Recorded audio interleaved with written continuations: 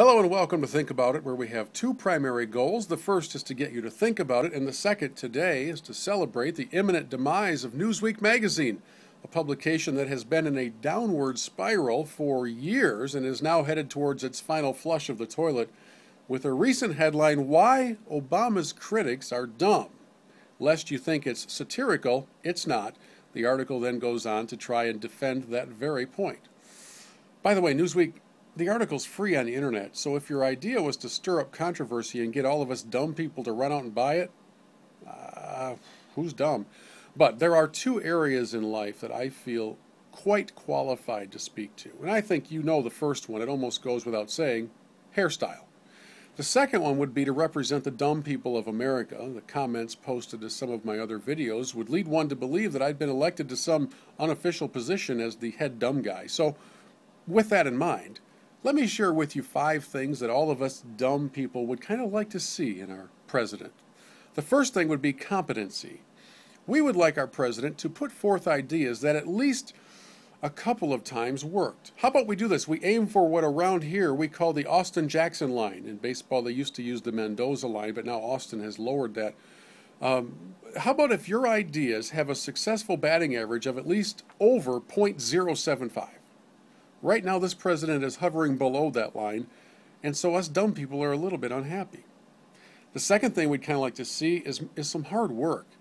This president has taken more vacations than Paris Hilton, which, by the way, I think he stayed in once while he was traveling abroad.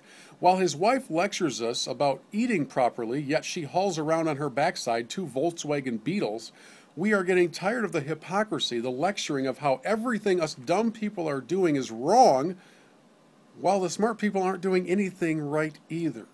Which leads me to the third thing we dumb people would like to see, and that is accountability. You cannot continue to blame the Republicans for everything. George W. Bush is no longer part of the picture. I get the feeling that if Obama had been the captain of the cruise ship that just went down in Italy, he'd be blaming the former captain as well as all the passengers who stayed on the right side of the ship. Mr. President, the buck does truly stop at your desk, whether you're at it or not. And one of these days, maybe before you leave office in next year, just step up and say, you know what? I blew it. I shouldn't have done it like that, but I did. The fourth thing we dumb people would really like is a little respect.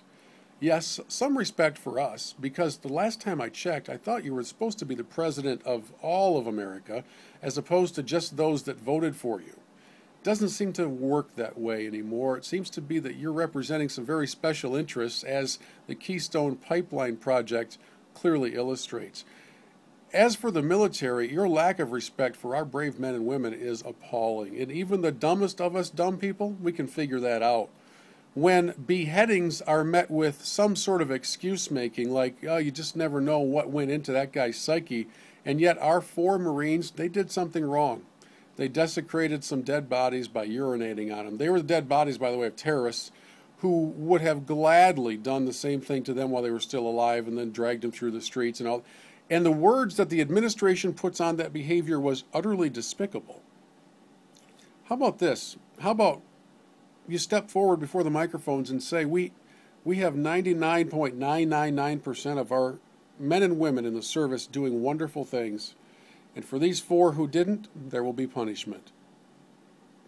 You could still honor the troops instead of denouncing every single one of them. But respect isn't part of what you do in Chicago. It's not part of what Alinsky taught. And it's not part of what we've seen come from this president or his administration. That lack of respect is despicable. And finally, the last thing that we dumb people would like in our president is a new one. As the CEO of our country, you failed. Your company is going in the tank faster than Newsweek magazine, and it's time for a change of bosses. So on behalf of all of us dumb people, I would invite both our president and his administration and Newsweek magazine to think about it.